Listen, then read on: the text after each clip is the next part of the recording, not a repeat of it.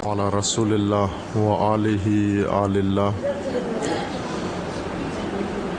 واللعنۃ الدائمۃ علی اعدائہم اعداء اللہ من یوم عداوتہم الی یوم لقاء اللہ اما بعد فقال اللہ تبارک و تعالی فی کتابہ المجید وفرقانہ الحمید اعوذ باللہ من الشیطان الرجیم بسم اللہ الرحمن الرحیم شہر رمضان الذی انزل فیہ القرآن ہدی للناس وبینات من الہدی والفرقان صدق اللہ العظیم۔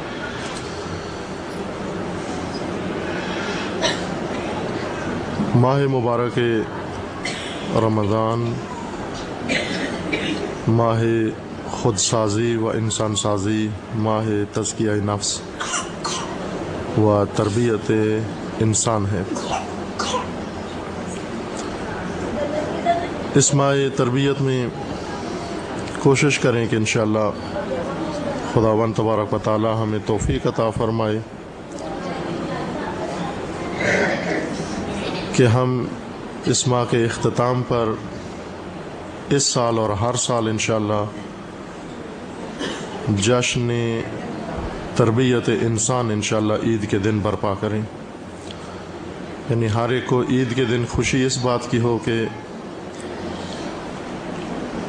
میرے اندر جو بری صفات تھیں وہ خدا نے دور کر دی ہیں اور اس کے بجائے اچھی صفات خداوند تبارک و تعالیٰ نے اس ماہ مبارک کی برکتوں سے مجھے عطا فرمائی ہیں۔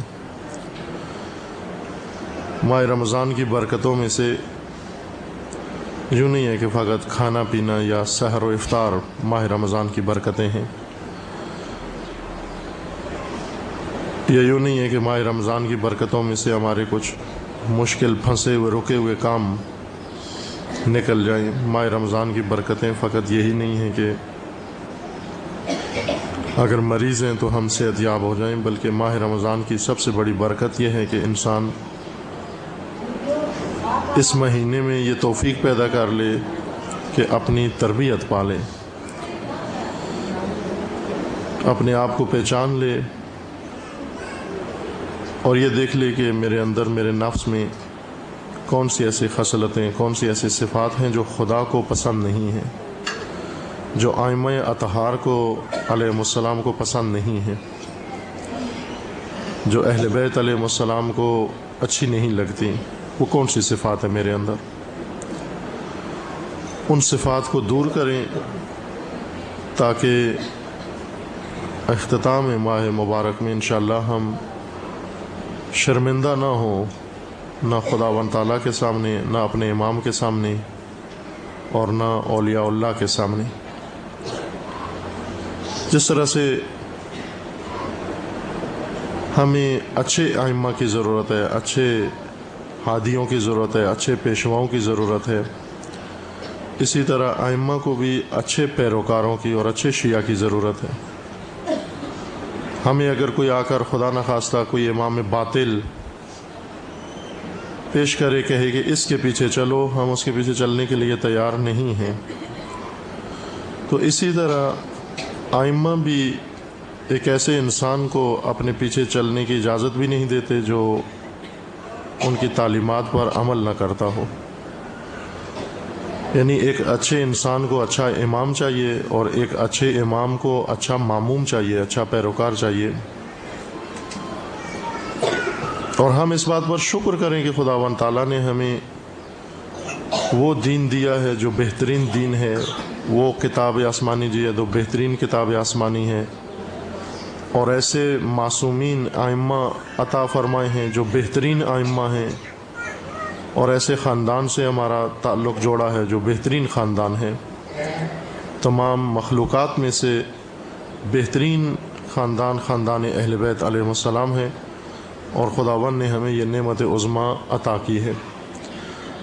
اب دوسری نعمت یہ خدا ہمیں عطا فرمائے کہ ہم اس قابل ہوں کہ اس خاندان کی پیروی کر سکیں، اور جس طرح سے ہم خوش ہیں کہ خداوند تعالیٰ نے ہمیں اہل بیت جیسی نعمت عطا کی ہے، اسی طرح اب ایک خوشی خداوند تبارک و تعالیٰ اہل بیت کو بھی عطا فرمائے، اور وہ یہ کہ ان کے پیروکار بھی ایسے ہوں کہ وہ دیکھ کر اپنے پیروکاروں کو وہ بھی ایسے ہی خوش ہوں جیسے ہم انہیں دیکھ کر خوش ہوتے ہیں۔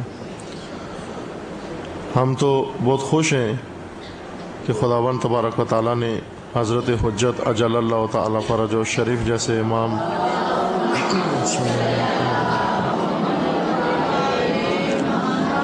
و معصوم ہمیں عطا فرمائے ہیں، لیکن ہمیں یہ بھی دیکھنا چاہیے کہ خود امام حجت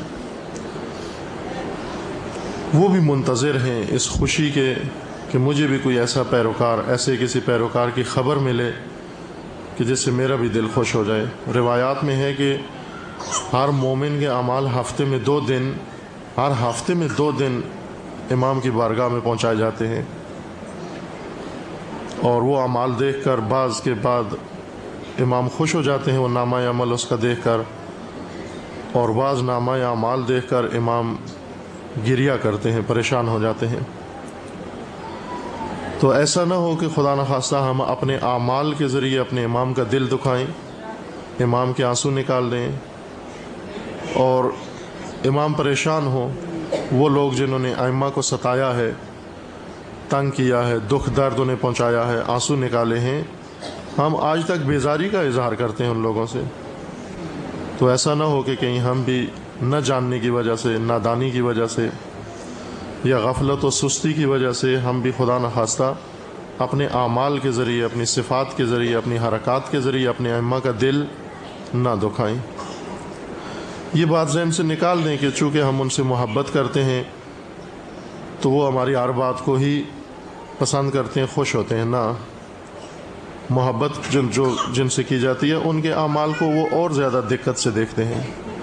شاید دوسروں کے بارے میں اتنی دقت نہ کریں، دوسروں کے بارے میں اتنے حساس نہ ہوں، لیکن جو اپنے پیروکار ہیں، جو اپنے ساتھ محبت کرنے والے ہیں ان کے ساتھ، ان کو بہت دقت سے دیکھتے ہیں، وہی تو سرمایہ ہیں۔ لہذا اس ماہ مبارک رمضان میں انشاءاللہ خداوند تبارک و تعالی ہم سب کو توفیق دے کہ ہم ایسا مہینہ گزاریں کہ عید کے دن جشن رضائے خدا منائیں، ہم اس بات پر خوش ہوں کہ خدا کی ذات ہم سے راضی ہے، اور اس بات پر خوش ہوں کہ ائمہ ہم سے راضی ہیں، اور خصوصاً حضرت حجت اجل اللہ تعالی فرجہ شریف ہم سے راضی ہوں، سب سے انشاءاللہ۔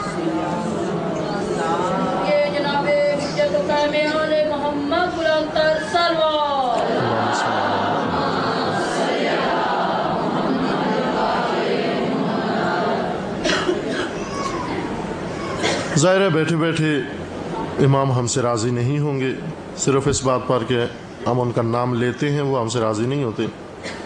دنیاوی لوگ ہیں ایسے، دنیاوی لیڈر ایسے ہوتے ہیں جو سیاستدان کے اگر ان کا کوئی ذکر کرے خوش ہوتے ہیں۔ جیسے ہم لوگوں میں کمزوری ہے کہ کوئی ہماری تعریف کرے ہم خوش ہوتے ہیں، اور اگر تنقید کرے کوئی ہم پر یا ہماری کوئی عیب بتائے تو ہم اسے ناراض ہو جاتے ہیں۔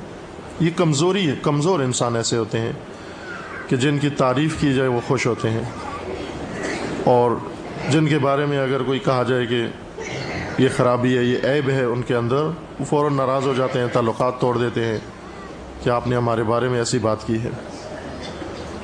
نہ ائمہ اطہار نہ کسی کی تعریف کے محتاج ہیں، اور نہ کسی کی باتوں سے ڈرتے ہیں، نہ گھبراتے ہیں کہ اگر کسی نے ہمیں کچھ کہا تو ہم اپنا راستہ چھوڑ دیں، عبادت خدا چھوڑ دیں، دین کی تبلیغ چھوڑ دیں، امامت کا راستہ چھوڑ دیں۔ قرآن مجید کی آیت انہی کے بارے میں نازل ہوئی ہے کہ وہ لوگ جو اللہ پر ایمان رکھتے ہیں لیکن کسی ملامت کرنے والے کی ملامت سے ڈرتے نہیں ہیں، لا یخافون فی اللہ، اللہ کے بارے میں کسی سے ڈرتے نہیں ہیں، کسی ملامتگار کی ملامت سے۔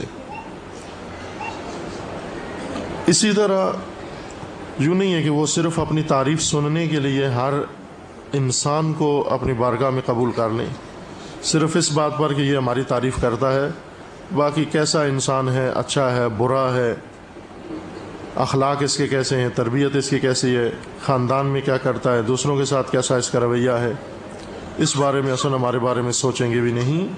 یہ غلط فہمی اگر ہے کسی کے ذہن میں تو نکال دے دل سے، کہ بہت سارے ایسے افراد جو ائمہ کا نام لیتے ہیں لیکن ائمہ کی پسندیدہ شخصیت نہیں بنا سکے اپنے اندر. جس طرح سے امام خوشوں ائمہ نے اپنے آپ کو دور کر دیا اور انہیں بھی دور کر دیا اپنے آپ سے, کہا ہم سے دور ہو جاؤ, ہمارے ساتھ آپ کا کوئی تعلق نہیں ہے. صرف ہماری زبان کو نہیں دیکھیں گے بلکہ ہمارے وجود کو, ہمارے نفوس کو بھی دیکھیں گے کہ آیا یہ وہ نفوس ہیں جو ہمارے قریب ہیں, یہ وہ نفوس ہیں جیسا ہم نے چاہا تھا, جیسا ہم نے کہا تھا ویسا یہ نفوس بنے ہیں یا نہیں بنے ہیں. یہ بہت ہی بدگمانی ہے معاذ اللہ ائمہ اطہار کے بارے میں, اہل بیت کے بارے میں, کہ ہم یہ رکھتے ہیں ذہن میں کہ ان کی شخصیتیں خدا نخواستہ اتنی کمزور ہیں کہ فقط اس بنا پر ہم سے خوش ہو جائیں گے کہ ہم ان کا نام لیتے ہیں. نہ, یہ کمزور لوگوں کی علامت ہے کہ اپنے تعریف کرنے والوں کو جیسے بھی ہوں پسند کرتے ہیں. جیسے خدا کی ذات, یوں نہیں کہ ہر آدمی جو خدا کا نام لیتا ہے صرف اس وجہ سے خدا کی ذات اس کو پسند کرے کہ خدا کا نام لیتا ہے. خدا کا نام لے کے کرتا کیا ہے؟ خدا کا نام لے کے ظلم کرتا ہے, خدا کا نام لے کے غلط حرکات کرتا ہے, جھوٹ بولتا ہے اور غلطیاں کرتا ہے زندگی میں.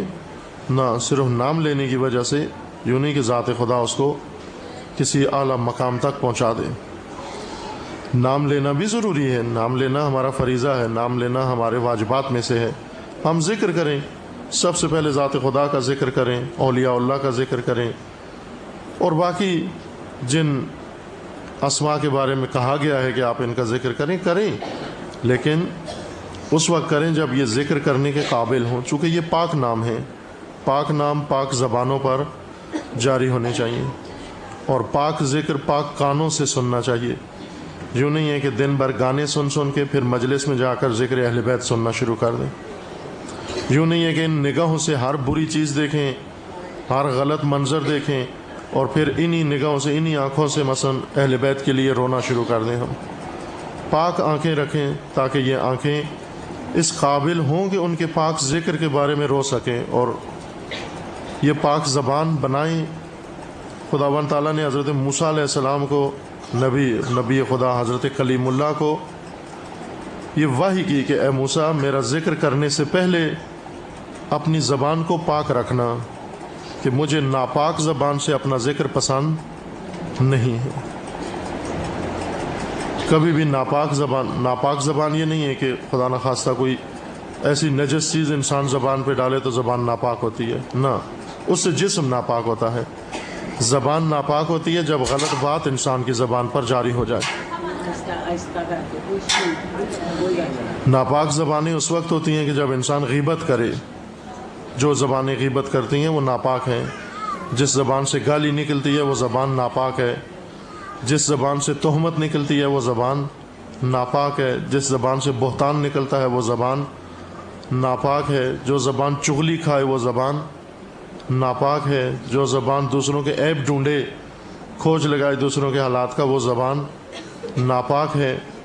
جو زبان کسی کو ستائے, کسی کو تکلیف پہنچائے, کسی کو زخم لگائے, دل دکھائے, وہ زبان ناپاک زبان ہے. ایسی زبانوں سے نہ خدا پسند کرتا ہے کہ اس کا نام لیا جائے, اور نہ اہل بیت پسند کرتے ہیں کہ ایسی زبانوں سے ان کا ذکر کیا جائے. ہم قائل ہیں نا کہ خاندان اہل بیت خاندان منزہ و پاک و تطہیر, خاندان تطہیر ہے. جب اہل طہارت ہیں وہ, تو پھر ان کا ذکر بھی طہارت چاہیے, اس کے لیے طہارت زبان چاہیے, اس کے لیے طہارت وجود چاہیے اس کے لیے. اور یہ وہ طہارت ہے جو صرف وضو سے حاصل نہیں ہو سکتی, صرف غسل سے حاصل نہیں ہوتی. یہ طہارت یوں نہیں کہ ہم نے وضو کر لیا تو اب ہم پاک ہو گئے ہیں. نہ, وضو کرنے کے بعد طہارت حاصل ہوئی ہے, لیکن ابھی زبانیں ہماری پاک نہیں ہوئی, ذہن ہمارے پاک نہیں ہوئے. ذہن کو پاک کرنے کے لیے اور تربیت کی ضرورت ہے, زبانوں کو پاک کرنے کے لیے تربیت کی ضرورت ہے. ان ساری چیزوں کا خیال رکھیں تاکہ اس قابل ہو جائیں کہ یہ ذکر پاک جب ہماری زبان سے ہو تو اس کا اثر بھی پھر ہمارے وجود پر ہو. جب تک ہماری زبانیں پاک نہیں ہوگی, پاک ذکر انسان پر اثر نہیں کرتا. ہر بات اپنی زبان سے ادا نہ کریں. فضول باتیں کرنا, اب گالی دینا, بہتان دینا تو بہت ہی جرم ہے, بہت بڑا جرم ہے. فضول بات کرنا بھی ناپاکی ہے, یہ بھی زبان کو آلودہ کر دیتا ہے.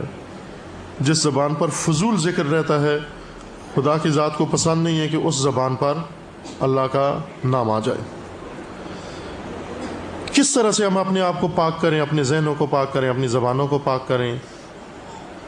اس وقت پاک کریں گے کہ جب ہم اپنی تربیت کر لیں، اپنے اندر اچھی صفات پیدا کر لیں اور اپنے اندر سے بری صفات کو دور کر دیں، نکال کے باہر پھینک دیں۔ ہم روزہ اسی چیز کا نام ہے، روزہ پورے وجود کا ہے، یعنی اپنی وجود سے غلط صفات کو باہر نکال دیں تاکہ روزے کے اختتام پر پاک و منزہ ہوں آپ، صاف ہوں آپ۔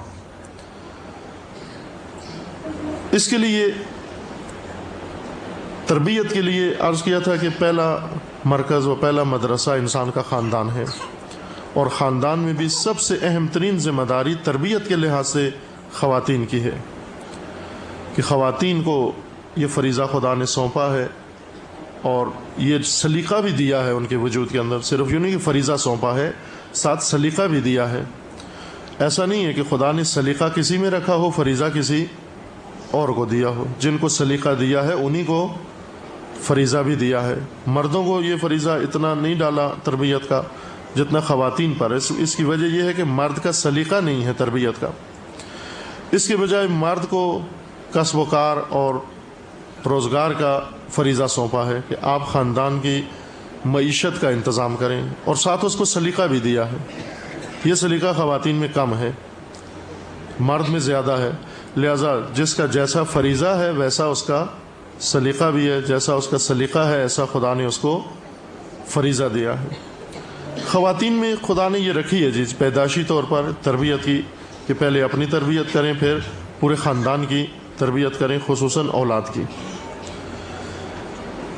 آفات جو خاندانوں کو لگ جاتی ہیں، بیماریاں خدا نخواستہ، اور خاندان آلودہ ہو جاتے ہیں اور اس خاندان میں پلنے والے افراد بھی پھر مشکلات کا شکار ہوتے ہیں، ان میں سے ایک صفت جو کسی خاندان میں خدا نخواستہ پیدا ہو جائے اور تباہ کرتی ہے خاندان کو، وہ خود خواہی ہے۔ خود خواہ ہونا، خود غرض ہونا اور خود محور ہونا ہے۔ چونکہ خاندان ہے، خاندان کا مطلب بالآخر یا دو یا دو سے زیادہ افراد کا خاندان ہے، فرق نہیں پڑتا اعضائے خانہ کتنے ہوں۔ اس خاندان میں خاندانی شکل اس وقت بنتی ہے کہ جب اس میں رہنے والے لوگ خود خواہ نہ ہوں، خود پرست اور خود غرض نہ ہوں، اس وقت وہ خاندان بنتا ہے۔ اگر خود خواہ لوگ ایک گھر میں رہتے ہیں، ایک حویلی میں، وہ خاندان نہیں بنا سکتے، وہ صرف روم میٹ ہیں، وہ صرف روم فیلو ہیں، صرف ایک حویلی میں اکٹھے رہتے ہیں، صرف ایک کمرے میں اکٹھے رہتے ہیں، لیکن خاندان نہیں بنا سکے۔ وہ خاندان بنانے کے لیے ضروری ہے کہ وہ کچھ چیزوں سے دستبردار ہو جائیں۔ ان میں سے ایک اہم ترین چیز ہے جو خود خواہی ہے۔ یہ جو عرض کیا کہ چھوٹے مسائل سے خاندان میں جھگڑا شروع ہوتا ہے، مشکل پیدا ہوتی ہے، پھر بڑھتے بڑھتے بہت دور تک چلی جاتی ہے۔ بہت سارے مسائل، مشکلات اس خود خواہی کی وجہ سے اور خود غرضی کی وجہ سے پیدا ہوتی ہیں۔ مثلا خاندان کے لیے ایک بات مصلحت ہے، خاندان کے لیے ایک بات اچھی ہے، ہونا چاہیے، شاید میرے لیے مناسب نہ ہو یا مجھے اس کا اتنا فائدہ نہ پہنچتا ہو، لیکن چونکہ میں خود خواہ بن جاتا ہوں بعض اوقات، خود غرض بن جاتا ہوں بعض اوقات، خاندان کی مصلحت کا، دوسروں کی مصلحت کا خیال نہیں رکھتا۔ بس وہ چھوٹی چھوٹی باتوں میں اگر آپ آ کر دیکھیں، فرض کریں کھانا پکانا ہے، اگر ہر آدمی کو ایک خاص چیز پسند ہوتی ہے گھر میں، اگر 5 آدمی یا 7 آدمی ہیں خاندان میں، آج شام کا کھانا پکنا ہے، کیا پکائیں ہم؟ بعض اوقات تو دیکھے جاتے ہیں کہ وہ پیسے کتنے ہیں ہمارے پاس، خرچہ کتنا ہے ہمارے پاس، بجٹ کتنا ہے، اس کے مطابق پکائیں۔ خوبی اچھی بات ہے، جیب دیکھ کر انسان پھر خواہشات کا احترام کرے، یہ نہ ہو کہ خواہشات بہت بڑی ہوں اور جیب اتنی اجازت نہ دیتا ہو۔ نہ کنجوس ہو خاندان، اور نہ بخیل ہو اور نہ ہی فضول خرچ ہو۔ خاندان میں ایک معتدل حالت ہونی چاہیے، اس لحاظ سے نہ فضول خرچیاں ہوں اور نہ کنجوسیاں ہوں، عدالت ہو اور اعتدال ہو۔ پھر اس خاندان میں جو لوگ پلیں گے وہ بھی عادل اور معتدل لوگ ہوں گے، غیر معتدل نہیں ہوں گے۔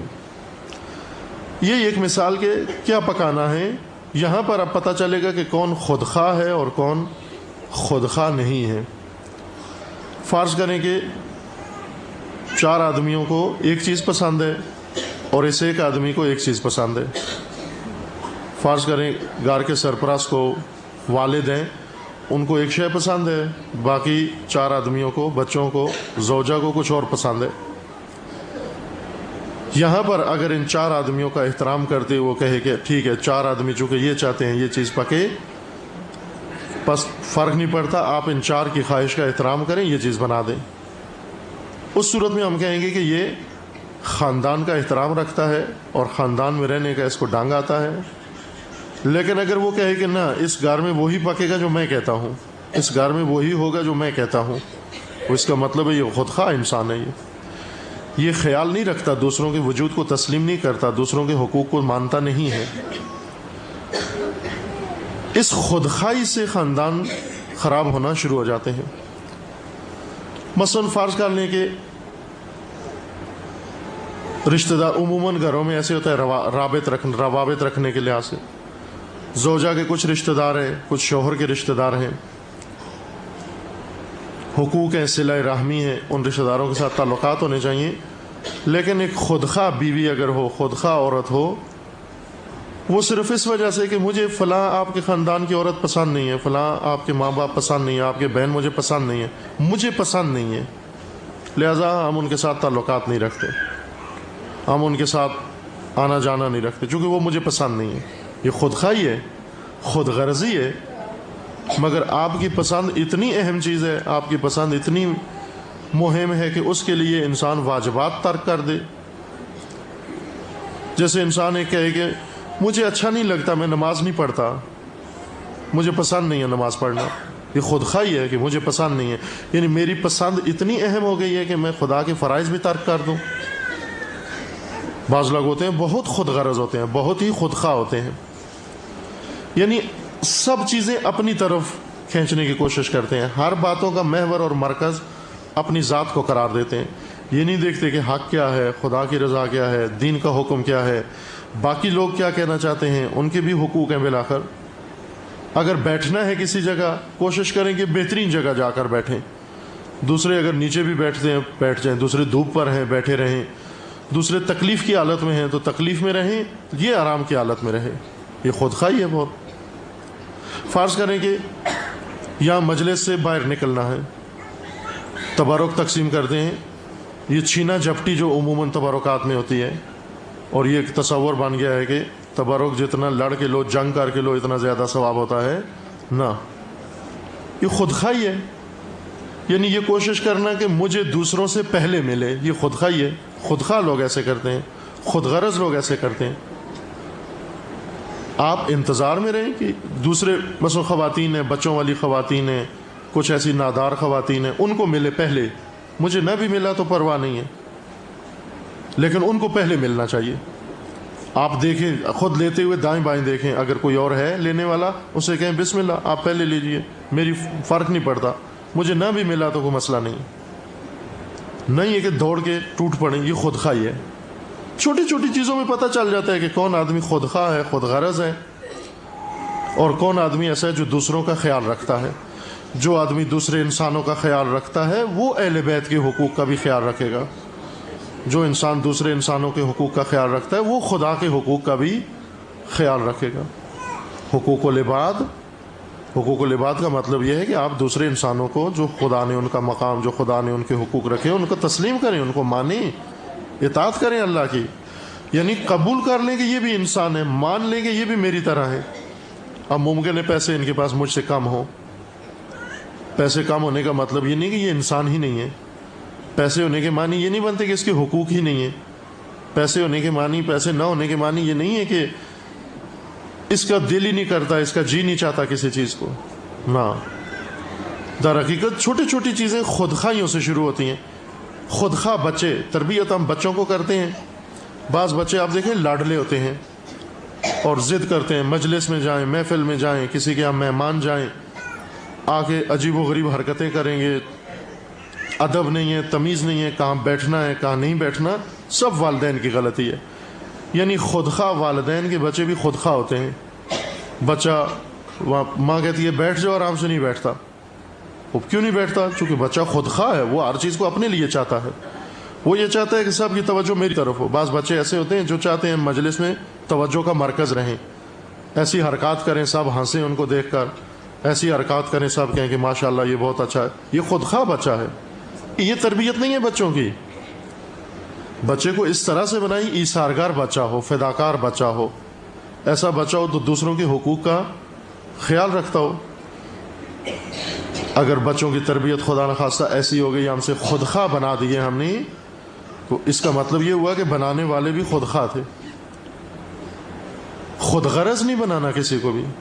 بدترین اولاد وہ ہے جس کو ہم نے خود غرض بنا دیا، خودخواہ بنا دیا، جو دوسروں کا خیال نہیں رکھتے. مثلا کھانے کی چیز آئی ہے، بچوں کی تربیت ایسی کریں، جب کھانے کی چیز آئی ہے آپ کا بچہ سب سے پہلے دوسرے کو پیش کرے، جی آپ لیجئے پہلے. دوسرے بچے کو کہے کہ پہلے آپ لو. بڑا بیٹھا ہوا ہے پہلے بڑے کو کہے کہ آپ لو. اسی طرح بڑا بیٹھا ہوا ہے پہلے دوسرے کو پیش کرے کہ آپ لو، تاکہ پتہ چلے کہ خودخواہ نہیں ہے. یوں نہیں ہے کہ ہم سب سے اچھا اپنی حالت وہ سمجھتے ہیں کہ جب کہیں کہ ساری چیزیں میرے پاس آنی چاہیے، سب توجہ میری طرف ہونی چاہیے، باتیں میرے بارے میں لوگ کریں، تعریفیں سب میری کریں. خودخواہی کی ایک علامت یہ ہے کہ مجھے اپنی تعریف پسند ہے. جس اپنے نفوس میں غور کریں، سب اپنے بارے میں. بعض اوقات ہوتا ہے مجلس میں ایک بات کی جا رہی ہوتی ہے تو اس کو ہم دوسروں پر فٹ کر رہے ہوتے ہیں کہ یہ تو فلاں کے بارے میں ہو رہی ہے بات. یہ غلط عادت ہے. اگر فرض کریں ایک صفت بیان ہو رہی ہے، ہم دائیں بائیں نیچے دیکھنا شروع کر دیں کہ یہ تو فلاں خاتون ہے، فلاں عورت ہے، وہ ایسے ہوتی ہے، وہ ایسی باتیں کرتی ہے، یہ تو مجھے نہیں کہہ رہے ہیں. نہ، اپنے اندر ٹٹولیں کہ کہیں خدا نخواستہ میرے اندر تو یہ صفت نہیں پائی جاتی. سب اپنے اندر دیکھیں. نہیں پائی جاتی شکر خدا کریں اور خدا سے مانگیں کہ انشاءاللہ آئندہ بھی ایسی بری صفت پیدا نہ ہو. اگر پائی جاتی ہے فوراً ڈھونڈ لیا اپنے اندر کہ یہ تو میرے اندر پائی جاتی ہے، بس ابھی سے عہد کریں کہ انشاءاللہ میں نے اس صفت کو اپنے اندر سے ختم کرنا ہے. اور ماہ رمضان میں انسان میں اتنی قوت آ جاتی ہے کہ انسان ایسی صفات کو ختم کر سکتا ہے. کوئی آسان خدا کی ذات، ٹھیک ہے ہم کھانا نہیں کھاتے، جسم تھوڑے بے طاقت ہو جاتے ہیں، لیکن روح میں زیادہ طاقت آ جاتی ہے. چونکہ ہم ارادہ کرتے ہیں کھانا نہیں کھانا، تو یہ روح کی طاقت ہے کہ پھر منہ بھی نہیں لگاتے، پانی نہیں پیتے، تو روح میں طاقت آ گئی ہے، ابھی نفس میں طاقت آ گئی ہے ابھی. ورنہ جو کمزور نفس ہیں وہ نہیں روک سکتے، وہ جو چیزوں اٹھا کے پی لیتے ہیں، کھا لیتے ہیں. جس انسان کو یہ پسند ہو کہ لوگ میری تعریف کریں، وہ خودخواہ ہے. بعض ہوتے ہیں کسی کے گھر میں گئے، کوشش یہ ہوتی ہے کہ لوگ کہیں گے ماشاءاللہ آپ بہت مومن ہیں، آپ بہت ہی متقی ہیں، آپ بہت ہی پرہیزگار ہیں، آپ بہت سلیقہ شعار ہیں، آپ کے کیا کہنے، آپ کے گھر کے کیا کہنے، آپ کے بچے ایسے ہیں. یعنی ہمیشہ اپنی تعریف سننا چاہتے ہیں دوسروں کی زبان سے. یہ خودخواہ ہے. ایسی حالت نہ ہماری بن جائے کہ ہم ہمیشہ توقع رکھیں کہ سب ہماری تعریفیں کریں. نہ، صحیح بات کریں. وہ صحیح بات میرے بارے میں ہے تو بھی صحیح ہونی چاہیے، وہ صحیح کسی کے بارے میں ہے تو بھی ہونی چاہیے. مثلا ہمیں توقع ہوتی ہے کہ ہمارے بچوں کی تعریف کریں. لوگ جب ملتے ہیں ہمیں، فرض کریں اسکول میں ایک فقیر آدمی، غریب آدمی ہے، اس کا بچہ خوب اس سے زیادہ نمبر لیے ہیں، وہ اچھا پڑھتا ہے، لیکن مجھے پسند ہے کہ نہ لوگ اس کا ذکر نہ کریں، میرے بچے کا ذکر کریں. وہ کیوں آپ کے بچے کا ذکر کریں؟ کیوں اس بچے کا ذکر نہ کریں جو سب سے اچھا ہے؟ مثلا لوگ ہمارے گھر کی تعریف کریں، وہ کیوں اس گھر کی تعریف نہ کریں جس گھر میں ذکر خدا ہوتا ہے، جس گھر میں ذکر اہل بیت ہوتا ہے، جس گھر میں عبادت ہوتی ہے، جس گھر میں اچھے لوگ رہتے ہیں، جس گھر میں بااخلاق لوگ ہیں، جس گھر میں تربیت ہوتی ہے، کیوں اس گھر کا ذکر نہ کریں ہم؟ مثلا ہم اتنے بڑے بڑے خاندانوں میں سے، اتنے وسیع خاندانوں میں سے کیوں فقط اہل بیت کا ذکر کرتے ہیں؟ اس لیے کہ خوبیاں ساری وہاں پر ہیں، خوبیوں کا ذکر کرنا چاہیے. یہ خوبیاں جہاں بھی ہوں ان کا ذکر کرنا چاہیے. نہیں ہے کہ ہم اپنے بارے میں کہیں کہ فقط ہمارا تذکرہ ہونا چاہیے ہر جگہ پر. یہ خودخواہی ہے. اگر فرض کر رہے ہیں ہم کسی جگہ بیٹھے ہیں، ہمارا خیال نہیں رکھا گیا چونکہ مصروف ہیں، میزبان مصروف ہے. مثلا آپ یہیں فرض کریں اسی گھر میں آئے، تشریف لائی ہیں آپ سب، میزبان جو بانی ہیں یا وہ مصروف ہیں، کسی کام میں مصروف ہیں، آپ کے پر نگاہ نہیں پڑی، آپ کی طرف توجہ نہیں ہو سکی مصروفیت کی وجہ سے. اب یہاں پر پتہ چلتا ہے کہ کون خودخواہ ہے کون خودخواہ نہیں ہے. اگر محسوس کر لیا ہم نے کہ ہم ان کے گھر میں گئے، انہوں نے ہمیں دیکھا ہی نہیں، انہوں نے پوچھا ہی نہیں، انہوں نے بات ہی نہیں کی ہم سے، یہ خودخواہی ہے نا. آپ کہیں کہ وہ مصروف ہیں، ان کے اوپر اتنی ذمہ داری ہے، اتنے مہمان ہیں، فلاں ہیں، وہ ہم پر نگاہ نہیں پڑی، ہم پھر بھی ان کے گھر جائیں گے، ہم پھر بھی ان کے ہاں جائیں گے. ہوتا ہے بس اوقات ہر آدمی، حالتیں مختلف ہوتی ہیں. بعض اوقات انسان کا دل پریشان ہوتا ہے، گھر میں کوئی مسئلہ ہو گیا، کوئی ایسی پریشانی، مالی پریشانی، خاندانی پریشانی رہتی ہے. ایک دن انسان خوش ہوتا ہے، ایک دن انسان پریشان ہوتا ہے. ایک ہی دن میں صبح خوش ہوتا ہے، شام کو پریشان ہوتا ہے. آپ نے ٹیلی فون کیا، جس طرح پہلے خوش ہو کے آپ سے بات کرتے تھے وہ نہیں کی، کیونکہ پہلے سے وہ خاتون پریشان بیٹھی ہوئی تھی. پہلے وہ آپ کو اچھے طریقے سے او بھگت کو کرتی تھی، لیکن ابھی پریشان بیٹھی ہوئی تھی، صرف ہیلو کر دیا اس نے. آپ نہ کہیں کہ یہ اس نے بے رخی سے بات کی، اس نے مجھ سے سوکھی بات کی، آج اس نے خشک بات کی، آج میرا خیال نہیں رکھا. یہ خودخواہی ہے. جب بھی دیکھیں کہ ایک آدمی بس نارمل حالت میں نہیں ہے، بات جس طرح روز کرتا تھا آج نہیں کر رہا، اس کا مطلب کوئی پریشانی. آپ پوچھیں کہ کیا ہوا، کوئی تکلیف ہے، مجھے بتاؤ، میں کوئی مشکل حل کر سکتی ہوں، نہیں کر سکتی ہوں. دوسروں کو مشکلات میں ساتھ دینا، دوسروں کے دکھ درد بانٹنا، یہ انسانیت ہے. نہ کہ دوسروں کی پریشانیوں کو نظر انداز کر کے فقط یہ کہنا کہ ہر حالت میں تو مجھے انہیں خیال رکھنا چاہیے تھا. مگر ہم کون ہیں؟ فرعون ہیں وہ لوگ. فرق نہیں پڑتا، ان کے پاس حکومت نہ بھی ہو، لیکن ہیں وہ فرعون، جو یہ چاہتے ہیں کہ سب ہماری پوجا کریں، سب ہمیں سلام کریں، سب ہمارے محور میں رہیں، سب ہماری طرف دیکھیں، سب ہمارے ذکر کریں، سب ہمارے تذکرے کریں، سب ہماری تعریفیں کریں. یہ خودخواہی ہے. انہی خودخواہیوں سے خاندان خراب ہوتے ہیں. اگر کسی خاندان میں ایک آدمی خودخواہ ہو، وہ پورے خاندان کو تباہ کر دیتا ہے، چونکہ ہر چیز میں مداخلت کرتا ہے. کھانا اس کے مرضی کے مطابق پکنا چاہیے، رفت و آمد اس کی مرضی کے مطابق ہونی چاہیے، روابط اس کی مرضی کے مطابق ہونے چاہیے، رشتے اس کی مرضی کے مطابق طے ہونے چاہیے. نہیں، یہ غلط بات ہے. خودخواہ والدین وہ ہوتے ہیں کہ جو مثلا ایک جگہ بیٹا نہیں چاہتا ہمارا، بیٹی نہیں چاہتی ہماری. حق خصوصاً بیٹیوں کا خیال رکھیں، خصوصاً بیٹیوں کا، بیٹوں کا بھی رکھیں، ان کے بھی حقوق ہیں، لیکن بیٹیوں کا خیال رکھیں کہ ان سے پوچھے بغیر کبھی ان کا رشتے کی بات چلائیں بھی نہیں، شرعاً جائز نہیں ہے. اگر وہ راضی نہیں ہیں، بالکل، البتہ آپ رہنمائی کریں، والدین ہیں، آپ اس کو سمجھائیں. اگر مناسب جگہ ہے آپ اس کو سمجھائیں کہ یہ ہمارے لیے بہتر ہے، آپ کے مستقبل کے لیے بہتر ہے، آپ کے خاندان کے لیے بہتر ہے، سب کے لیے اچھا رشتہ ہے، اگر اس کو قبول کرو. معلومات فراہم کریں، اس کو قریب کریں ان کے، تاکہ خود دیکھے اور رضایت دے دے. نہیں ہے کہ خود جائے. مثلا وہ جس طرح غیر دینی لوگ اور بے دین فاسق فاجر لوگ یا ان کی اولاد کرتے ہیں نا، والدین کے ذریعے سے ہی رشتے طے ہونے چاہیے. بہترین طریقہ یہی ہے کہ والدین پیش قدم ہو، اپنی اولاد کے لیے جائیں آگے پیچھے. لیکن چونکہ اولاد کے لیے کر رہے ہیں سب کچھ، خودخواہ والدین وہ ہوتے ہیں کہ اولاد سے پوچھنا اپنی توہین سمجھتے ہیں. مثلا باپ بیٹے سے پوچھ لے کہ یا تیری شادی کروں یا نہ کروں، باپ سمجھتا ہے کہ یہ اگر میں نے بیٹے کو پوچھ لیا تو میری مونچھ ٹیڑھی ہو جائے گی. نہ، آپ پر واجب ہے کہ اس سے پوچھو، چونکہ اس کے بارے میں فیصلہ کر رہے ہیں آپ. بیٹی کے بارے میں جب فیصلہ کر رہے ہیں، بیٹی سب سے پہلے بیٹی سے پوچھیں آپ، آیا بیٹی راضی ہے یا نہیں ہے. لیکن خودخواہ ماں ہو، وہ کہتی ہے اس کی جرت کیا ہے، اگر وہ بات کرے گی میری بات پر میں گلا گھونٹ دوں گی، اس کا میں کھال اتار دوں گی اس کی. مگر آپ کون ہیں؟ آپ فرعون ہیں، آپ جلاد ہیں کہ اس کی کھال اتار دیں گی. وہ ایک انسان ہے آپ جیسی. آپ والدہ ہیں، آپ اس کی ماں ہیں، آپ اس کی سرپرست ہیں، آپ سب سے زیادہ شفیق ہوں اس پر. اس کو جب پالا ہے، پوسا، اتنا بڑا کیا ہے، تو اب ایسے اپنے ہاتھ سے اس کو تباہ نہ کریں. کم از کم اس کی رائے کا احترام کریں، پوچھیں اس سے کہ یہ آپ کے بارے میں فیصلہ ہو رہا ہے، آپ کے بارے میں بات ہو رہی ہے، آپ کی کیا رائے ہے اس بارے میں. اس سے یہ ہمارا کلچر ہے کہ اولاد سے پوچھنا یہ توہین سمجھتے ہیں ہم. مثلا خودخواہی ہے، والدین کی خودخواہی ہے جب اولاد کو اہمیت نہ دے. پھر یہی اولاد خودخواہ بن جاتی ہے، والدین کو اہمیت نہیں دیتی.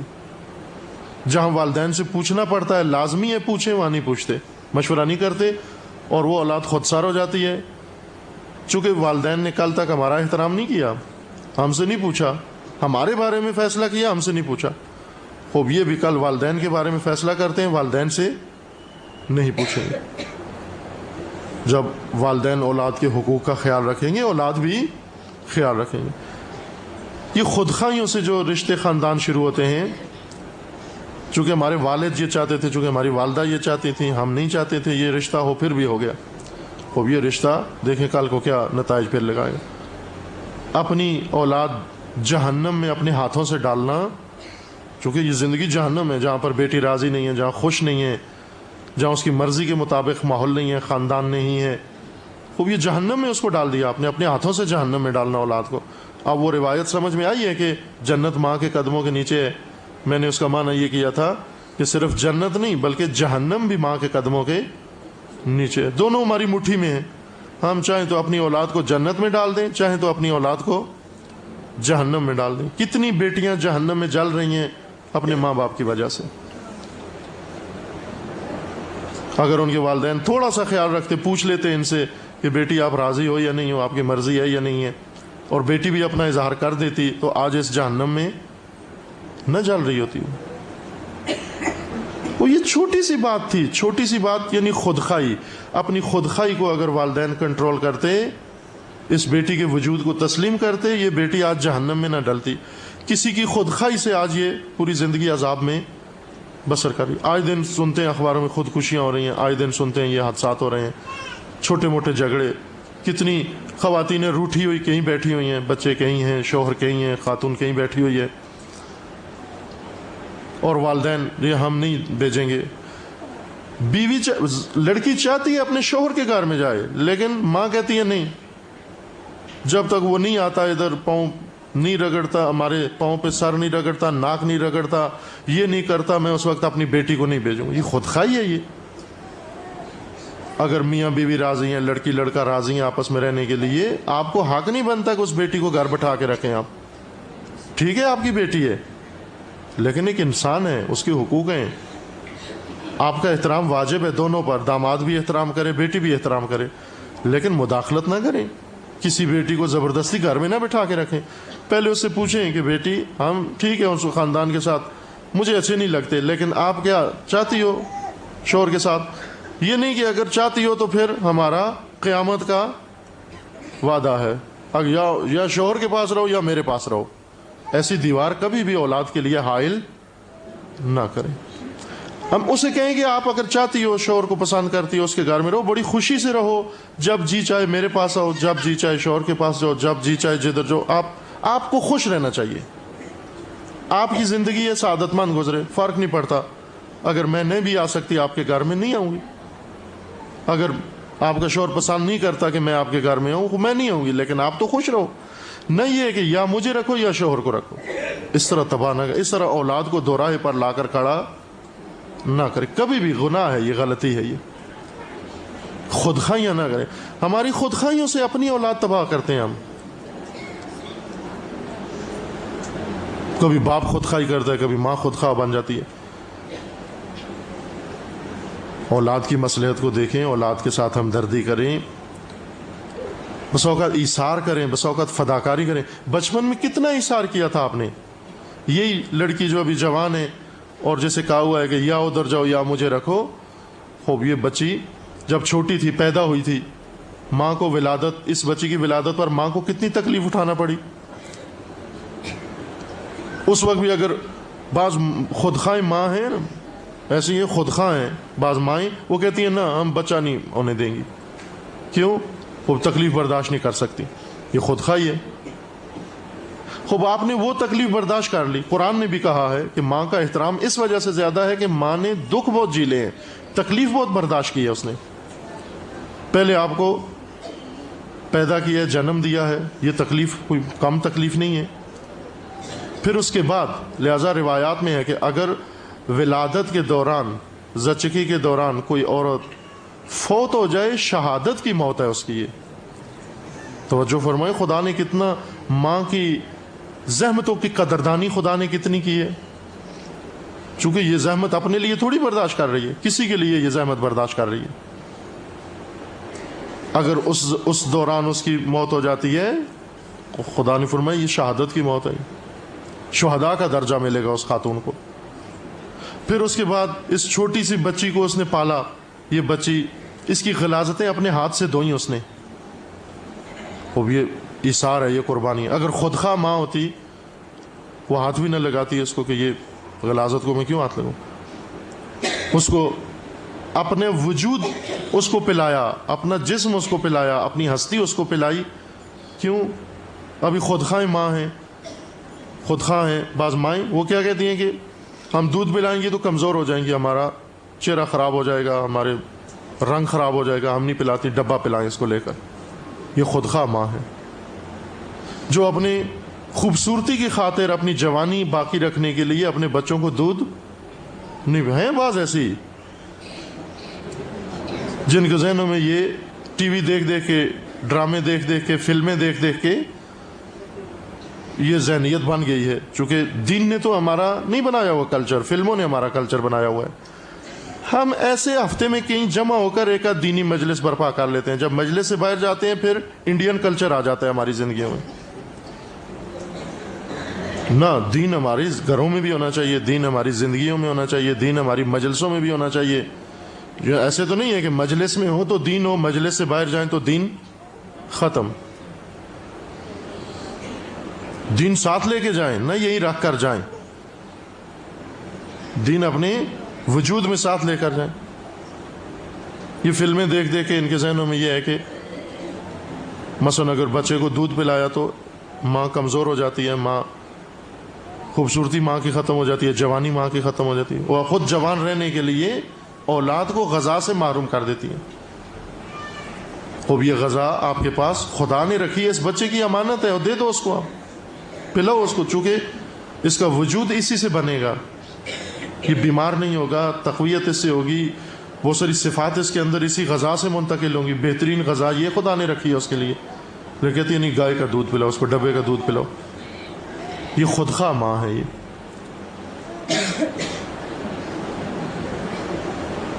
اور اس طرح چھوٹے چھوٹے مسائل، کپڑے بنانے، عید کے کپڑے بنانے، خوب بچے کا جی کرتا ہے کہ یہ کپڑے بنائے. البتہ والدین کا کام ہے کہ بچوں کو تربیت کریں اور رہنمائی کریں، ہدایت کریں. اگر بچہ ایک غلط لباس پہننا چاہتا ہے، آپ کا کام ہے اس کی رہنمائی کرنا، نہ پہننے دیں اس کو. لیکن وہ لباس بھی نہ پہنائیں کہ جو ہم چاہتے ہیں وہ نہیں چاہتا. مثلا مجھے پسند ہے کہ میری بیٹی، میرا بیٹا یہ لباس پہنے، لیکن اس کو نہیں پسند، یہ رنگ اس کو پسند ہی نہیں ہے. اصرار نہ کریں کہ حتماً جو میں کہتا ہوں وہ جوڑا پہننا ہے. فرعون نہ بنے گھروں میں، والدین بنے. وہ اس کو پسند نہیں ہے، آپ کہیں ٹھیک ہے یہ پسند نہیں ہے، نہ پہن. نہیں ہے کہ چونکہ میں یہ چاہتا ہوں لہذا آپ یہ کام کرو. یہ خودخواہی ہے. آپ چاہتے ہیں آپ یہ کام کریں. مثلا میں یہ چاہتا ہوں کہ آپ وہاں بیٹھیں، نہ میں یہ چاہتا ہوں تو میں یہاں بیٹھوں، نہ کہ میں یہ چاہتا ہوں کہ آپ وہاں بیٹھیں. ہر آدمی کو حق دیں، سوچنے کا حق دیں، اس کو اپنی زندگی میں فیصلے کا حق دیں، اور رہنمائی کریں، ہدایت کریں. ان کا بھی کام ہے کہ ہماری رہنمائی. البتہ والدین کو حق ولایت کا ہے. جہاں دیکھیں اولاد غلط کام کرتی ہے، روکیں، نہ ہی کریں، امر کریں. تربیت کے لیے فقط مارنا، فقط تربیت کے لیے اجازت ہے، بس. اولاد کو مارنا تربیت کے لیے، غصہ نکالنے کے لیے نہیں مار سکتے. غصہ اوقات ہے ماں کو بہت غصہ آیا ہوا ہے، غصہ باپ کا ہے، غصہ ساس کا ہے، نکالتی بچے پر ہے. یہ جرم ہے. یہ بچوں کے حق میں یہ مائیں پکڑی جائیں گی جو ساس کا غصہ بچے پہ نکالتی ہیں. آخر اس معصوم نے کیا گناہ کیا ہے؟ یہ دیکھیں چھوٹی چھوٹی چیزیں ہیں. کتنے جرائم ہم کر چکے ہوتے ہیں ابھی تک. مثلا کتنی دفعہ بچوں کو پیٹا دوسروں کی وجہ سے. اس بچے کا کیا قصور ہے؟ یہ خودخواہی ہے. یہ صرف تربیت کے لیے بچوں کو ماریں، بس. دیکھیں غلط کا جھوٹ بولتا ہے، سمجھائیں، نہیں چھوڑتا، اتنی سزا دیں کہ چھوڑ دے. چوری کرتا ہے، سمجھائیں، نہیں چھوڑتا، اتنی سزا دیں کہ چوری چھوڑ دے.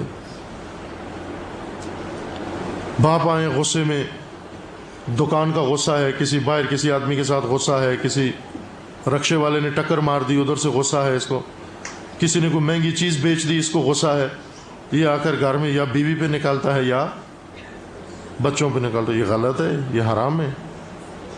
ان بیچاروں کا کیا قصور ہے یہ کہ کسی کا غصہ کسی اور پر نکالو؟ یہ ہمارا کلچر ہے، یہ ہماری تہذیب ثقافت کا حصہ بن چکا ہے.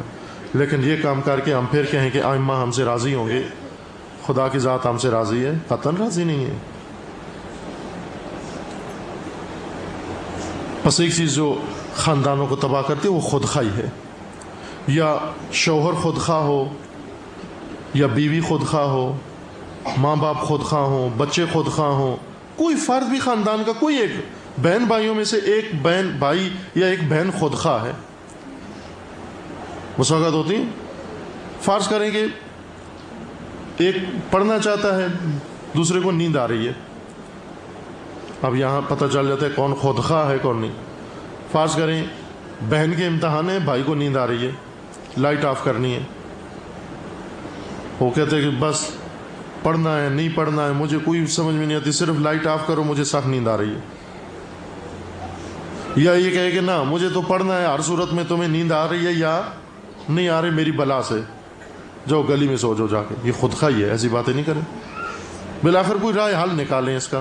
کوئی آپس میں اس سے اجازت نہیں کہ بھائی جان میں جو پڑھنا ہے، آپ کو نیند آ رہی ہے، باجی صاحبہ آپ کو نیند آ رہی ہے، مجھے مطالعہ کرنا ہے، میری یہ مشکل ہے، آپ اگر کر سکتی ہیں تھوڑی دیر اور اجازت دے، صبر کریں تاکہ میں اپنا کام تمام کر لوں. اس طرح سے گھر میں دوسروں کا خیال رکھنا، ایثار کرنا، یہ مہم ہے. دوسروں کے لیے اپنے اوقات صرف کر دینا، دوسروں کے لیے اپنے پیسے خرچ کر دینا، دوسروں کے لیے اپنے حق سے گزر جانا، یہ انسانیت ہے. ہم اہل بیت کے لیے اس قدر کیوں عظمت کے قائل ہیں؟ اس لیے قائل ہیں کہ دیکھیں دین کی خاطر، دوسروں کی خاطر اپنی جانوں سے بھی گزر گئے، دوسروں کی ہدایت کی خاطر. ورنہ اپنے لیے تو انہیں کوئی مشکل نہیں تھی. یزید اہل بیت کا دین تو خراب نہیں کر رہا تھا، لوگوں کے لیے مشکلات کھڑی کر رہا تھا، لوگوں سے دین چھین رہا تھا. ورنہ اہل بیت تو نمازیں پڑھ رہے تھے، اہل بیت تو روزے رکھ رہے تھے، اہل بیت کے لیے کوئی مشکل نہیں تھی. اگر چپ کر کے گھروں میں اپنے دین پر عمل کرتے رہتے کوئی مشکل نہیں تھی. لیکن وہ دوسروں کو نہیں عمل کرنے دیتا تھا، دوسروں کو گمراہ کرتا تھا. امت کو دیندار بنانے کے لیے اپنی جانوں کا بھی نذرانہ پیش کیا.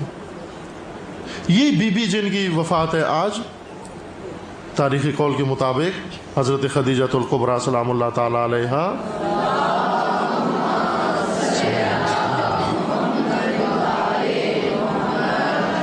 یہ اسوہ ہیں. اس بی بی کو اپنے لیے نمونہ قرار دیں. عرض کیا کہ مکہ میں ایک بہت ہی مہذب خاتون کے طور پر جانی جاتی تھی، معصوم بھی نہیں ہے. بس اوقات یہ ہوتا ہے کہ وہ تو معصومہ ہیں اور خدا نے ان کی تربیت کی ہے، ان کو ولادت ہی ان کی اس طرح سے ہوئی ہے، خدا نے خود بنا کے ان کو خلق کیا. حضرت خدیجہ تو اس طرح نہیں ہے. 40 سال تک حضرت خدیجہ معمول کی زندگی بسر کی، جس طرح دوسری خواتین تھی، جس طرح دوسرا ماحول تھا. چونکہ کسی نبی کی بیٹی تو نہیں تھی، کسی پیغمبر کی بیٹی نہیں تھی، کسی امام کی بیٹی نہیں تھی، اس لحاظ سے ایک عام خاتون تھی دیگر خواتین مکہ کی طرح. لیکن ایسی خصلتیں تھیں حضرت خدیجہ کے اندر کہ اس قابل بن گئی کہ پیغمبر اکرم کے رشتہ ازدواج میں آ سکیں. اتنی صفات تھیں اس بی بی کے اندر. سب سے بڑی صفت کون سی تھی کہ یہ بی بی خودخواہ نہیں تھی.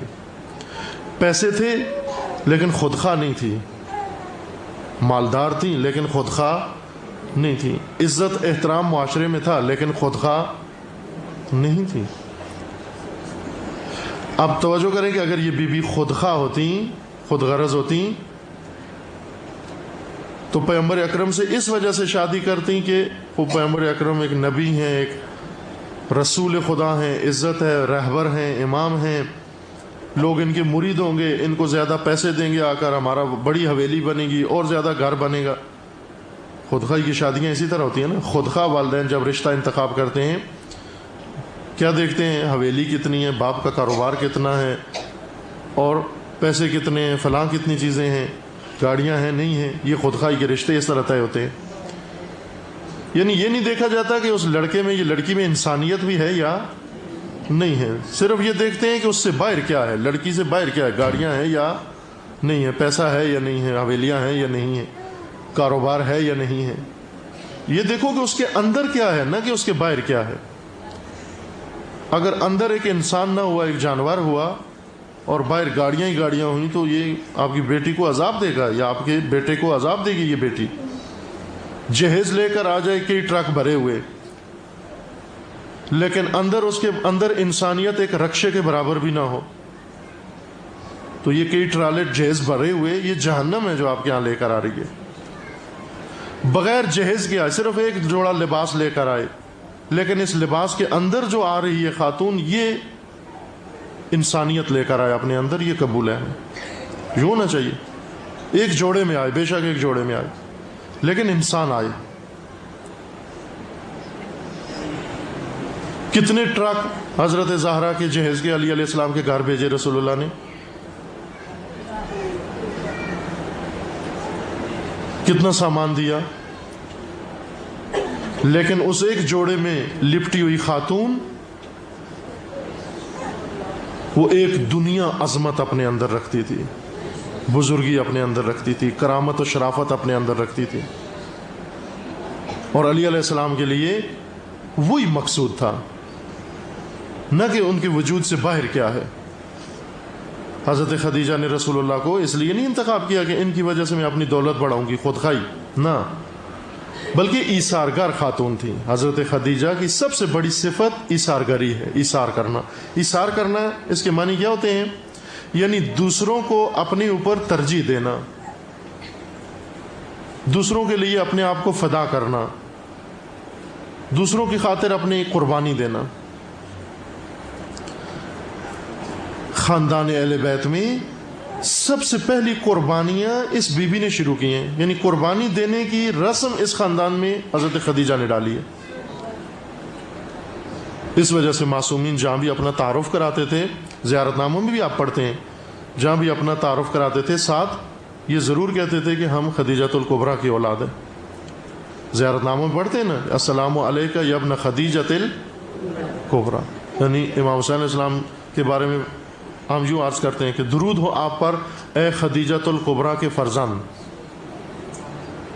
یعنی یوں نہیں ہے کہ فقط خدیجۃ الکبریٰ ان کی نانی ہے بس، تو ہر نواسا اپنی نانی کا فرزند ہوتا ہے، یہ تو پھر سید الشہداء کی خصوصیت نہیں ہے، نہ، سید الشہداء فرزند خدیجۃ الکبریٰ ہیں، یعنی وہی ایثار و قربانی کی رسم جو حضرت خدیجہ نے شروع کی تھی، وہ اس بیٹے نے اپنی انتہا تک پہنچا دی ہے۔ خودخواہ نہیں ہے، نہ حضرت خدیجہ خودخواہ تھی، نہ ان کی اولاد خودخواہ ہے۔ امت کے لیے اپنے آپ کو فدا کر دیا، دین کے لیے اپنے آپ کو فدا کر دیا، قربان کر دیا۔ آپ دیکھیں اس بی بی کی زندگی کو پڑھیں، صرف ثواب کی خاطر ان کا ذکر سن لینا کافی نہیں ہے کہ حضرت سے خدیجہ کی سال میں ایک دفعہ مجلس ہوئی، ہم نے سن لی، اس میں رو لیا، بس حق خدیجۃ الکبریٰ ادا کر دیا۔ خدیجۃ الکبریٰ کا اتنا حق ہے دین پر کہ ہم سال میں ایک دفعہ ان کا نام لے لیں، بس اتنا ہی حق تھا ان کا ہم پر۔ خدیجۃ الکبریٰ کا حق ہم پر یہ ہے کہ ہم اپنے صبح و شام ایسے بسر کریں جیسے حضرت خدیجۃ الکبریٰ نے بسر کیے، یعنی حضرت خدیجۃ الکبریٰ کی سیرت ہمارے گھروں میں آ جائے۔ انڈین فلموں کے مطابق زندگی بسر کر کے تو دیکھ لیا ہے کہ کیسے گزرتی ہے، ڈراموں کے مطابق زندگی بسر کر کے تو دیکھ لیا ہے کہ کیسے گزرتی ہے، وہ تو تجربہ ہے۔ اب ایک دفعہ نیت کر لیں کہ انشاءاللہ ہم حضرت خدیجۃ الکبریٰ کی طرح زندگی بسر کریں گے، کلچر کے مطابق نہ، رسم و رواج کے مطابق نہ، بلکہ دین کے مطابق زندگی بسر کریں گے۔ ہمارے پاس ایک ماڈل ہے زندگی بسر کرنے کا، وہ ہے حضرت خدیجۃ الکبریٰ۔ میں کیوں اس لیے اصرار کر رہا ہوں؟ چونکہ آپ یہ نہ کہنا کہ یہ تو معصوم تھی، ان کو تو خدا نے پیدا ہی ایسے کیا تھا، نہ، پیدا ہونے کے بعد 40 سال تک یہ عام عورتوں کی طرح تھی، یہ بھی دوسری عورتوں کی طرح تھی۔ 40 سال کے بعد اسلام لے کر آئی ہیں، 40 سال کے بعد مثلا انہوں نے رسول اللہ کے ساتھ ازدواج کی، اب یہاں پر دیکھیں تاریخی سند کے لحاظ سے حضرت خدیجہ کی عمر 40 سال تھی، رسول اللہ کی عمر 25 سال تھی. ابھی ہم رشتہ طے کرتے ہیں، لڑکی 2 دن بڑی ہے لڑکے سے، کہتے ہیں یہ تھوڑا ہی ہو سکتا ہے، ماں سے تھوڑا ہی رشتہ ہو سکتا ہے، یہ تو اس کی ماں کا درجہ رکھتی ہے، 2 دن بڑی.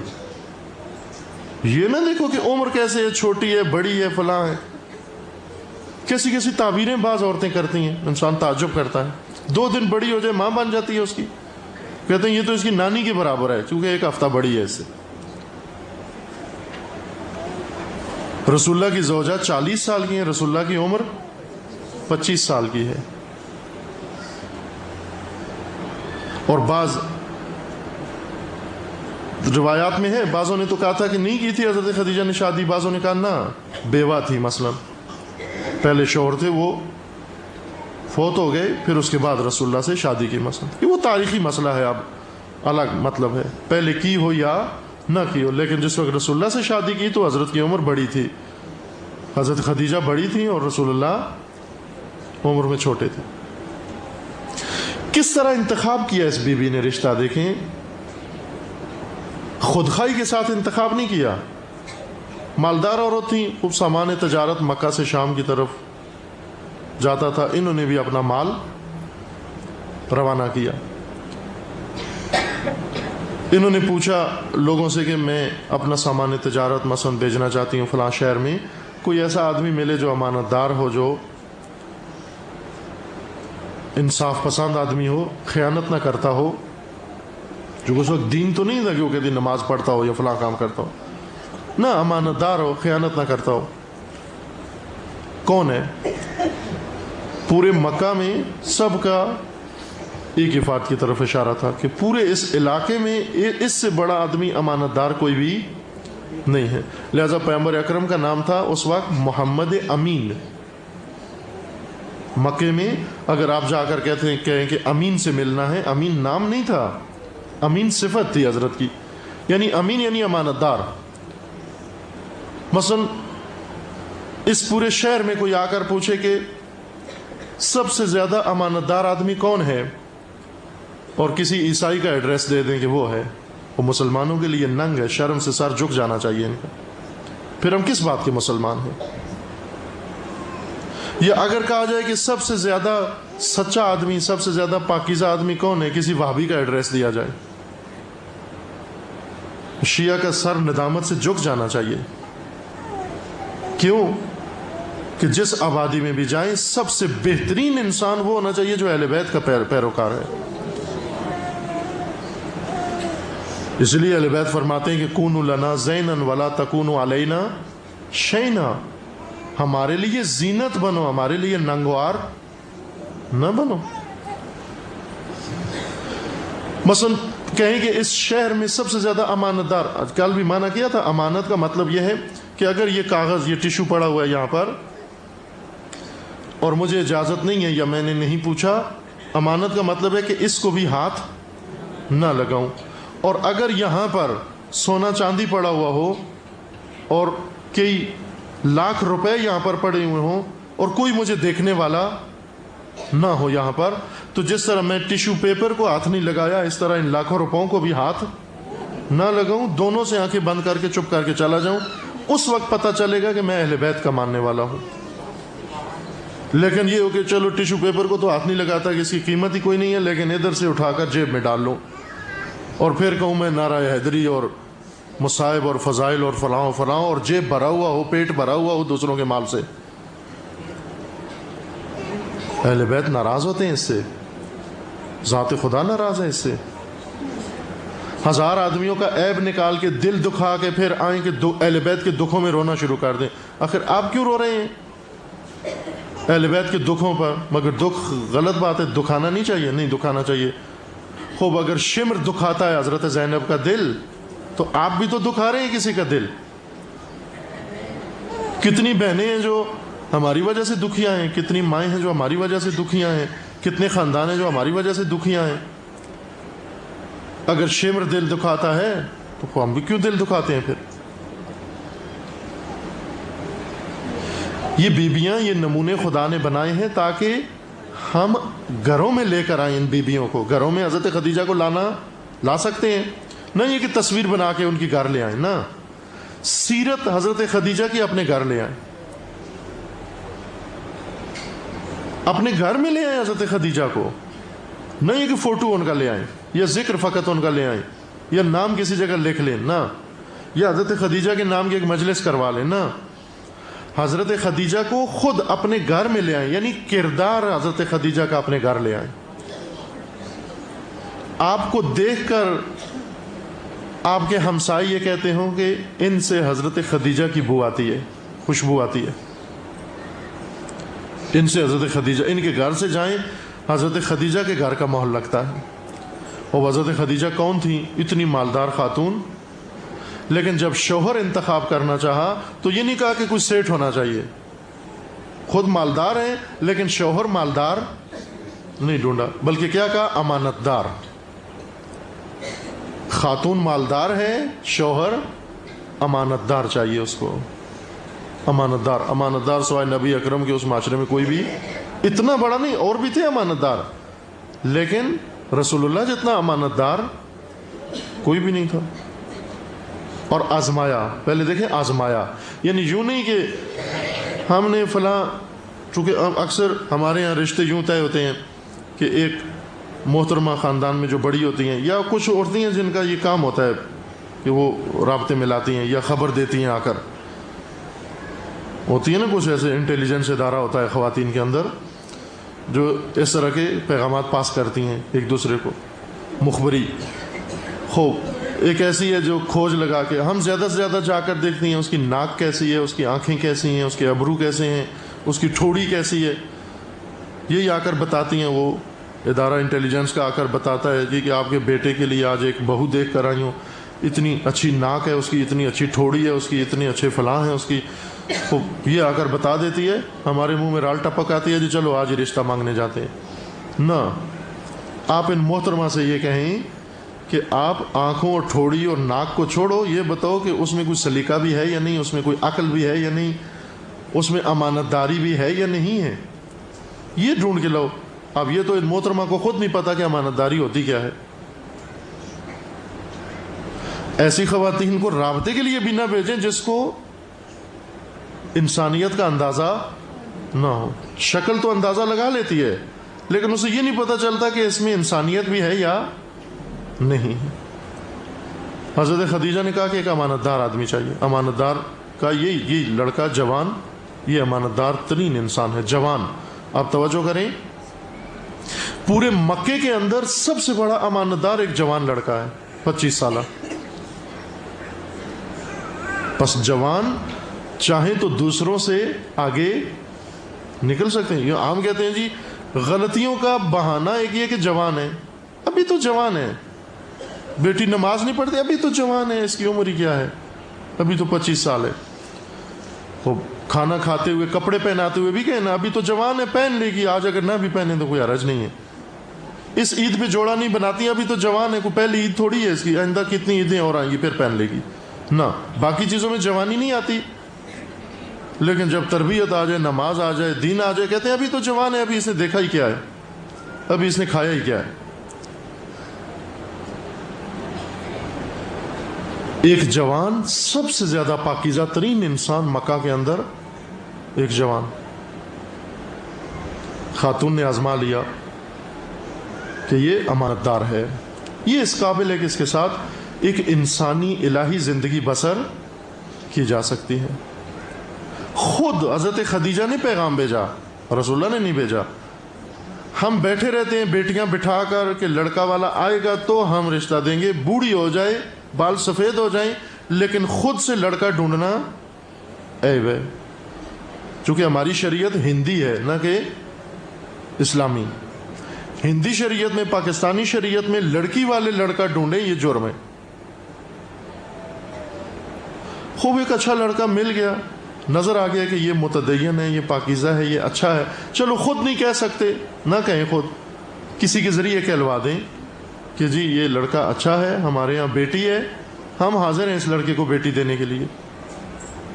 خود کہلوا دیں, آپ بیٹی والے کہلوا دیں, کیا حرج ہے اس میں. یہ تو کہیں نہیں لکھا ہوا کہ آتمن لڑکے والے رشتہ مانگنے آئے.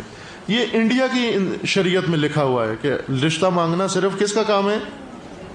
لڑکے کا کام ہے.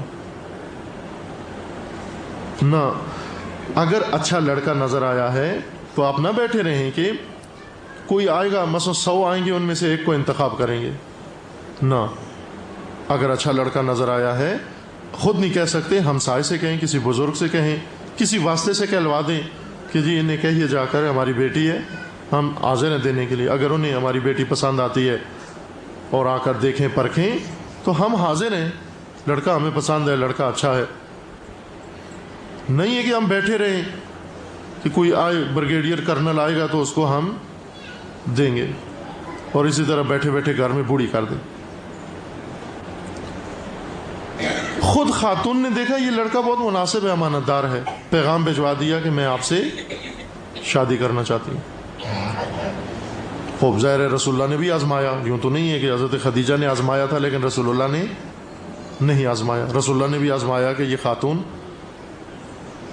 کیوں شادی کرنا چاہتی ہیں، کون ہے. بالآخر آزما کے دیکھ لیا کہ یہ وہ خاتون ہے کہ جو اس قابل ہے کہ رسول خاتم اشرف المخلوقات کی شادی اس سے ہو سکتی ہے اور ان کی اولاد اس سے پیدا ہو سکتی ہے. اس شادی کا ثمرہ آپ دیکھیں کہ خاتون کائنات، خاتون کونین حضرت سیدہ فاطمہ زہرا سلام اللہ تعالی علیہ،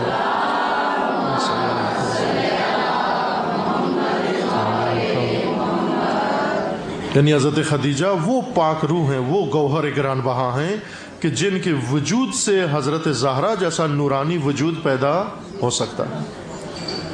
جناب سیدہ زہرا طاہرہ بلند الصلوات. اللہم صل علی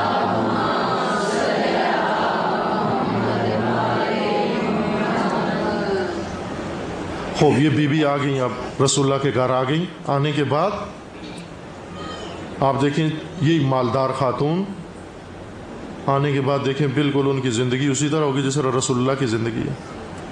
کدھر گیا وہ مال سارا؟ وہ سارا مال راہ خدا میں صرف کر دیا. مکہ کے اندر سارا مال چند سالوں میں صرف ہو گیا سارا. اب حالت یہ ہو گئی ہے کہ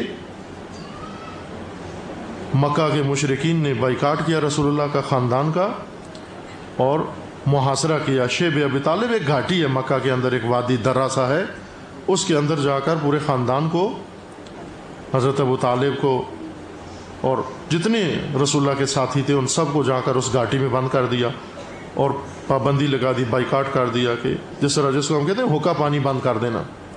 نہ کوئی ادھر کھانا لے کے جا سکتا ہے، نہ ادھر کو پانی لے کے جا سکتا ہے، نہ ان کے ساتھ کوئی روابط رکھ سکتا ہے، نہ ان کے ساتھ الیک سلیک رکھ سکتا ہے، کوئی دارو دوائی کچھ بھی نہیں کر سکتا ان کے ساتھ.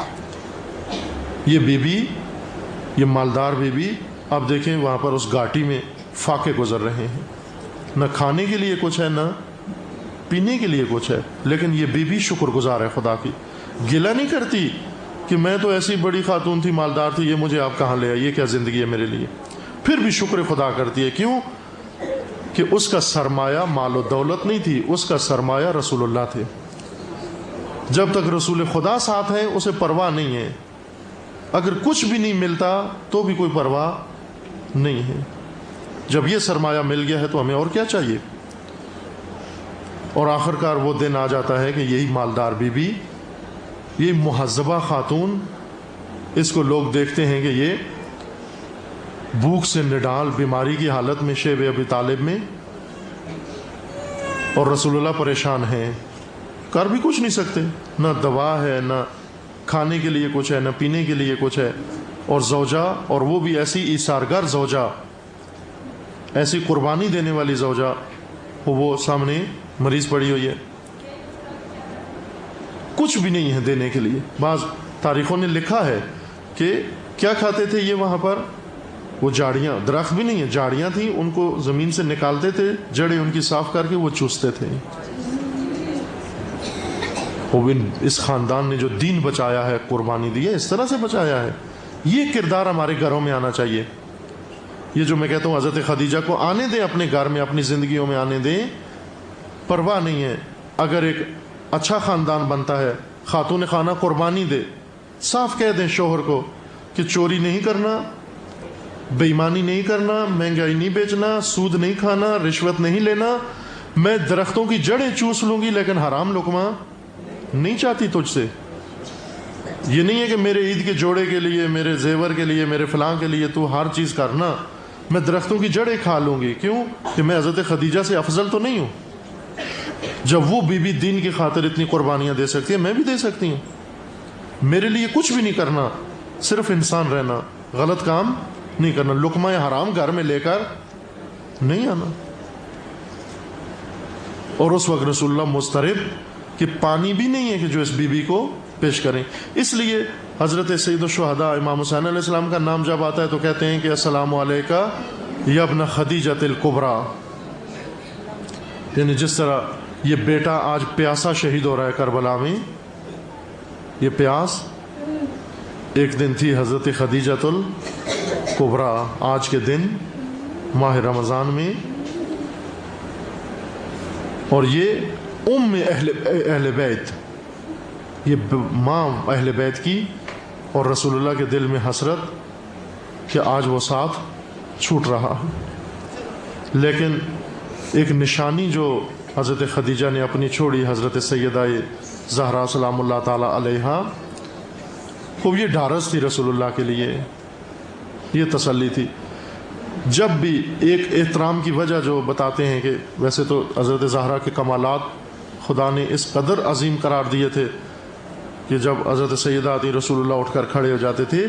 ایک جو بہت وجہ تھی احترام کی اور زیادہ, وہ یہ تھی کہ رسول اللہ بہت احترام کرتے تھے حضرت خدیجہ کا,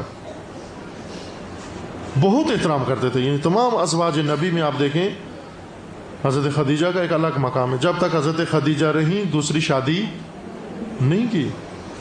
حضرت فاطمہ کے احترام کی ایک وجہ رسول اللہ یہ بتاتے تھے کہ چونکہ یہ نشانی ہے حضرت خدیجۃ الکبریٰ کی, یعنی کہتے تھے جب میں اس بیٹی کو دیکھتا ہوں تو مجھے خدیجۃ الکبریٰ یاد آ جاتی.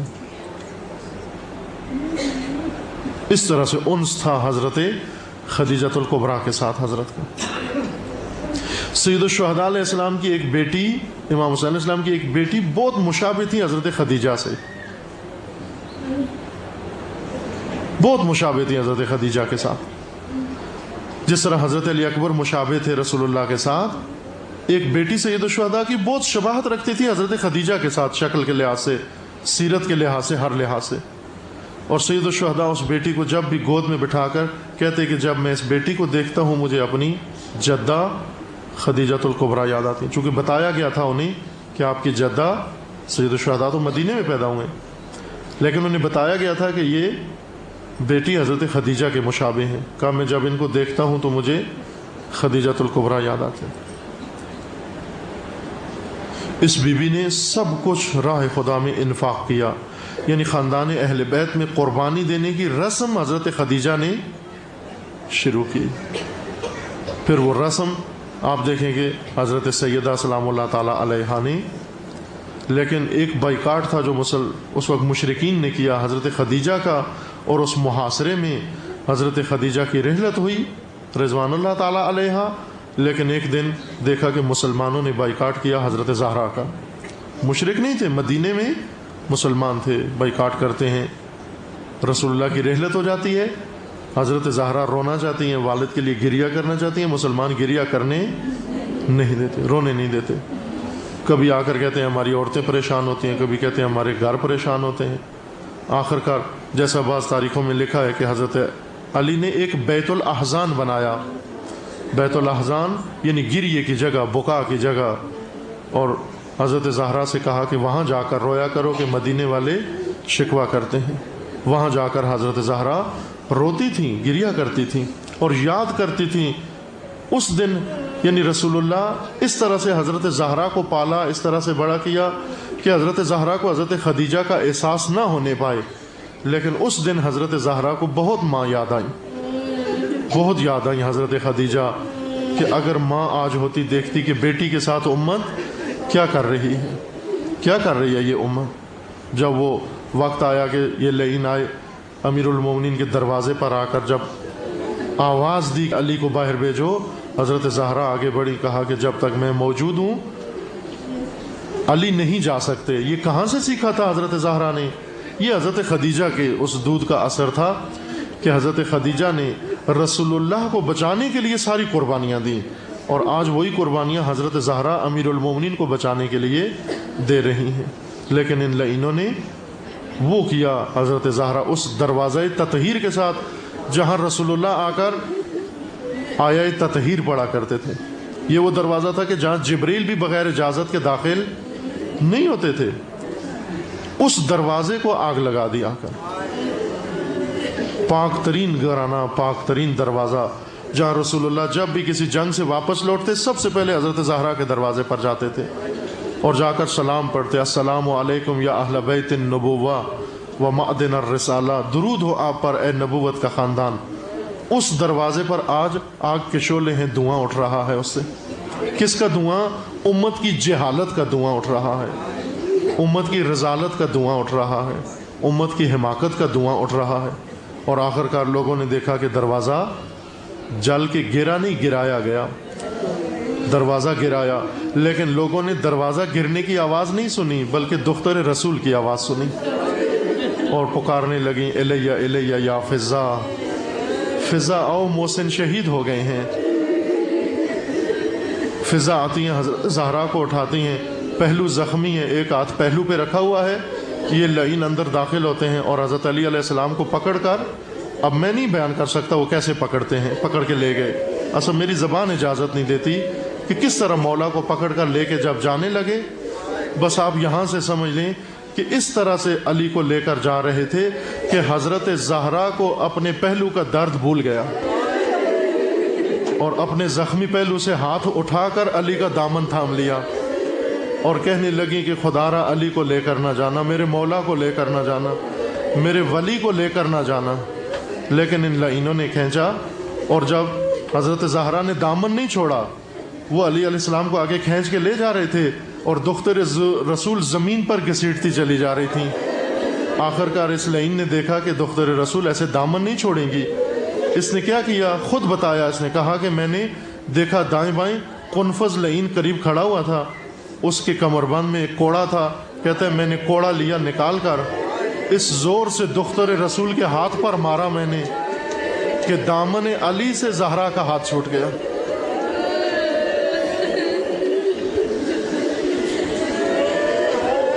الا لعنۃ اللہ علی الظالمین فسیعلم الذین ظلموا۔